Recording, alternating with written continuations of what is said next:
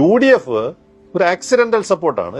ഉമ്മൻചാണ്ടിക്ക് രക്ഷപ്പെടാൻ വേണ്ടി കരാർ ഒപ്പിടേണ്ടി വരുന്നു, പിന്നെ ഞങ്ങൾ ഇതിന്റെ ചാമ്പ്യൻസ് ആണ് എന്ന് പറയുന്നതായിരുന്നു UDFന്റെ റോള്. UDFന് ഇത് എന്തായാലും ചെയ്യണമെന്നൊരു ഒരു താല്പര്യം ഒരു കാലത്തും ഉണ്ടായിട്ടില്ല എന്നുള്ള സത്യമാണ്.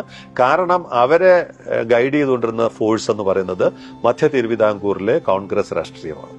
അവരെല്ലാ കാലത്തും വിഴിഞ്ഞം വരാതിരിക്കാനുള്ള നിലപാട് സ്വീകരിക്കുകയും അരുവിക്കരയിൽ അതിനൊരു ടേൺ ഉണ്ടാവുകയും ചെയ്തതാണ് വിഴിഞ്ഞത്തിന് കിട്ടിയ ഭാഗ്യം. 2015 ഓഗസ്റ്റ് 17 ഉമ്മൻചാണ്ടി സർക്കാരിന്റെ കാലത്താണ് വിഴിഞ്ഞം തുറമുഖ പദ്ധതിയുടെ നിർമ്മാണ നടത്തിപ്പ് കരാറിൽ അദാനി ഗ്രൂപ്പും സംസ്ഥാന സർക്കാരും ഒപ്പുവച്ചത്.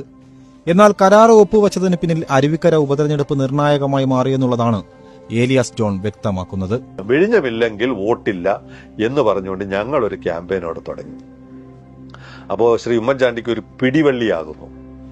ജയിക്കണം, അദ്ദേഹം ജയിച്ചില്ലെങ്കിൽ, ശബരിനാഥ് തോറ്റാൽ ഉമ്മൻചാണ്ടിയുടെ സ്ഥാനം മാറുകയും പുതിയൊരാൾ മുഖ്യമന്ത്രിയാവുകയും ചെയ്യുന്ന ഒരു സാഹചര്യം വരുന്നു. ഇത് അപകടമാണെന്ന് ഉമ്മൻചാണ്ടിക്ക് മനസ്സിലാവുകയും എങ്ങനെയും വിഴിഞ്ഞം വരുത്തിയേ പറ്റൂ എന്നുള്ള കൊച്ചി ലോബിയുടെ എതിർപ്പിനെ അതിജീവിച്ചുകൊണ്ട് ഇദ്ദേഹം ഈ കരാറുമായിട്ട് മുന്നോട്ട് പോകാൻ തീരുമാനിച്ചത് അദ്ദേഹത്തിന്റെ നിലനിൽപ്പിന് വേണ്ടിയാണ്, അല്ലാതെ വിഴിഞ്ഞം പ്രോജക്റ്റിന് വേണ്ടിയുള്ള താല്പര്യമോ ഈ കേരളത്തോടുള്ള നന്മയോ അല്ല. ഇപ്പൊ എല്ലാവരും പറയുന്നുണ്ട് ഉമ്മൻചാണ്ടി കൊണ്ടുവന്ന പ്രൊജക്റ്റാണ്, ഉമ്മൻചാണ്ടിയാണ് ഇതിന്റെ തലതൊട്ടപ്പൻ എന്നൊക്കെ പറയുന്നുണ്ടെങ്കിൽ ഇതിന്റെ രാഷ്ട്രീയ പശ്ചാത്തലം ഇതായിരുന്നു. ഞാൻ പറഞ്ഞു വന്നത്, ഈ ഒരു പ്രതിസന്ധി നിൽക്കുന്ന സമയത്ത് വിഴിഞ്ഞം ആവശ്യമാണ്.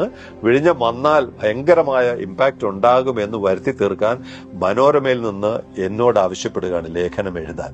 എന്നോടുള്ള സ്നേഹമോ വിഴിഞ്ഞത്തിനോടുള്ള സ്നേഹമോ അല്ല, അരുവിക്കരയിൽ ജയിക്കാൻ മനോരമ അല്ലെങ്കിൽ ഉമ്മൻചാണ്ടിയും മനോരമയും തമ്മിലുണ്ടാക്കിയ ഒരു ധാരണയായിരുന്നു.